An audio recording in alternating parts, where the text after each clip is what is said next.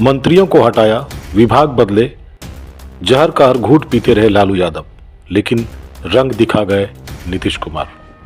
बिहार में सियासी हलचल तेज हो गई है।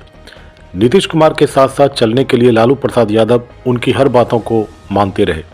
गठबंधन धर्म या फिर तेजस्वी यादव की कुर्सी को बचाए रखने के लिए लालू यादव 1.5 साल तक जहर का हर घूंट पीते रहे, लेकिन जेडीयू अब पलटी मारने के लिए तैयार है।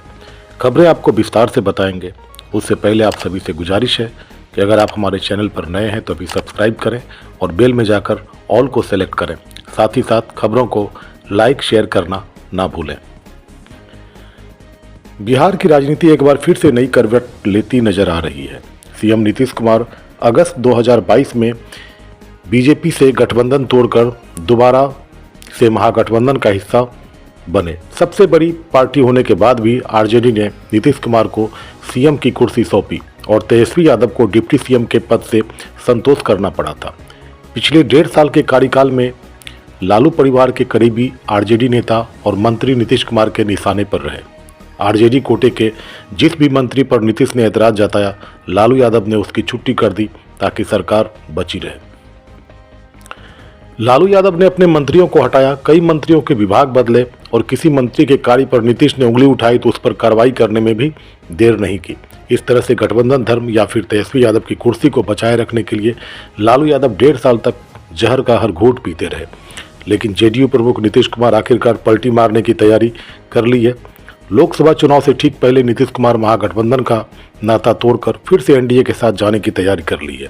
इस तरह लालू यादव की सारी कोशिशें फेल होते दिख रही है। नीतीश कुमार ने लालू यादव के साथ सियासी सफर शुरू किया और एक ही सियासी पाठशाला से निकले। बिहार की राजनीति में लालू ने खुद को नीतीश से पहले स्थापित कर लिया था। लालू यादव के 1990 में सीएम बनने के बाद नीतीश कुमार की राजनीतिक महत्वाकांक्षा बढ़ गई और 1994 में अपनी अलग पार्टी बना ली। इसके बाद सीएम बनने के लिए उन्हें 10 साल का समय लग गया। 2005 में नीतीश कुमार बिहार के सीएम बने। उसके बाद से प्रदेश की राजनीति के धुरी बने हुए हैं। नीतीश के सियासी उभार के साथ ही लालू की राजनीति कम होती गई। नीतीश कुमार 2013 में बीजेपी से अलग हुए तो लालू यादव भी सियासी सहारा बने। इसके पीछे लालू का सियासी मकसद था, वो अपने बेटे तेजस्वी यादव को स्थापित करना चाहते थे।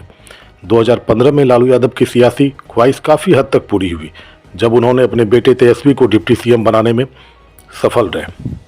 आरजेडी का सियासी उभार भी फिर शुरू हुआ, लेकिन 2017 में नीतीश के एनडीए में जाने और लालू यादव के जेल जाने के चलते आरजेडी की सियासत मझधार में फंस गई। इसके बाद 2022 में फिर से बिहार की सियासत ने करवट ली। आरजेडी और जेडीयू ने मिलकर सरकार बनाई। कांग्रेस सत्ता में हिस्सेदार बनी, लेकिन लेफ्ट ने बाहर से समर्थन दिया। 2017 में सियासी धोखा खाने के बाद लालू यादव किसी भी सूरत में नीतीश कुमार को इस बार नाराज नहीं करना चाहते थे। नीतीश कुमार ने आरजेडी के साथ भले ही सरकार बना ली थी, लेकिन उनका आरजेडी नेताओं से तालमेल नहीं बैठ पा रहा था। यही वजह है कि महागठबंधन में आए दिन सियासी टकराव की खबरें आती रहती है। आरजेडी के जो भी नेता नीतीश कुमार की आंख में खटका, उसे लालू यादव ने किनारे लगाने में देर नहीं की।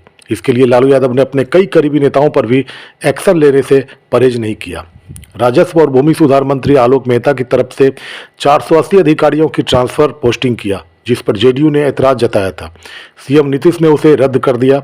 लालू यादव और आरजेडी की तरफ से कोई भी टिप्पणी नहीं की गई। आलोक मेहता आरजेडी के उन चंद नेताओं में शामिल हैं जिन्हें पार्टी प्रमुख लालू यादव और डिप्टी सीएम तेजस्वी यादव का करीबी माना जाता है। बिहार में महागठबंधन की सरकार बनी तो आरजेडी के बिहार प्रदेश अध्यक्ष जगदानंद सिंह के बेटे सुधाकर सिंह मंत्री बने थे। जगदानंद सिंह आरजेडी प्रमुख लालू यादव के करीबी नेताओं में से हैं और तेजस्वी यादव के साथ भी इनके रिश्ते काफ़ी अच्छे हैं। इसके बावजूद सुधाकर सिंह को नीतीश कुमार से पंगा लेना महंगा पड़ा था और मंत्री पद से इस्तीफा भी देना पड़ा था। सुधाकर सिंह ने बिहार में किसानों के मुद्दे पर नीतीश कुमार पर सवाल खड़े कर दिए थे और लगातार मोर्चा खोले हुए थे।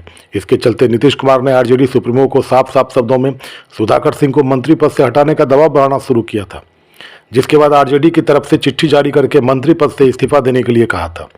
बिहार में महागठबंधन की सरकार बनते ही सबसे पहले किसी नेता पर नीतीश कुमार की गाज गिरी थी तो वो थे आरजेडी कोटे से कानून मंत्री रहे कार्तिक सिंह। अपहरण के एक मामले में कथित संलिप्तता के चलते कार्तिक सिंह का पहले विभाग बदला गया। कानून मंत्रालय की जगह गन्ना उद्योग विभाग आवंटित कर दिया गया। 20 दिन ही बाद उन्होंने मंत्री पद से इस्तीफा भी दे दिया। लालू यादव परिवार के करीबी नेताओं में आरजेडी एमएलसी सुनील सिंह का नाम आता है। पिछले दिनों नीतीश कुमार ने महागठबंधन की बैठक में सुनील सिंह को निशाने पर लिया था।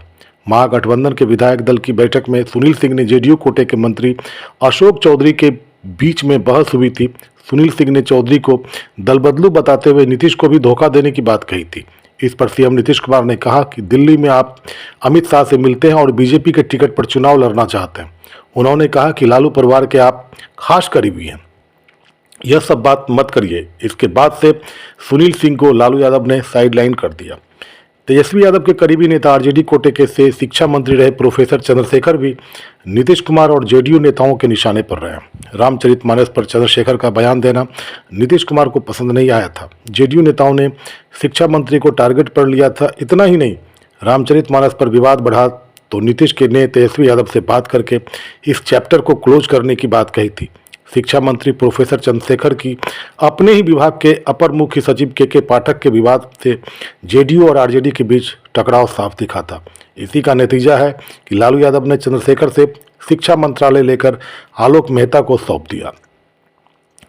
पिछले 1.5 साल में नीतीश कुमार या फिर जेडीयू नेताओं ने आरजेडी के जिस नेता और मंत्री पर सवाल उठाया, लालू यादव ने उसे किनारे लगाने में देर नहीं की। गुरुवार को लालू यादव की बेटी ने ट्वीट कर इशारों में नीतीश कुमार पर सवाल खड़े किए तो उसे भी आरजेडी ने हटवा दिया। इस तरह से लालू यादव ने अपने मंत्रियों के हटाया, मंत्रियों के विभाग बदल दिए। आरजेडी कोटे के मंत्रियों के कामकाज पर सवाल खड़े हुए तो नीतीश को एक्शन लेने से पूरी छूट थी। इसके बावजूद नीतीश कुमार ने बिहार में आरजेडी के साथ नाता तोड़कर बीजेपी के साथ जाने के लिए बेताब है। लालू यादव ने गठबंधन की सियासी मजबूरी या फिर बेटे तेजस्वी यादव की सियासत के लिए जरूरी समझकर जहर का हर घूंट 1.5 साल तक पीते रहे, लेकिन नीतीश कुमार ने सियासी पाला बदलने में जरा भी गुरेज नहीं किया। लोकसभा चुनाव से ठीक पहले फिर से एनडीए खेमे में जाने की तैयारी कर ली है, जिसके लिए 28 जनवरी का दिन भी तय हो गया है।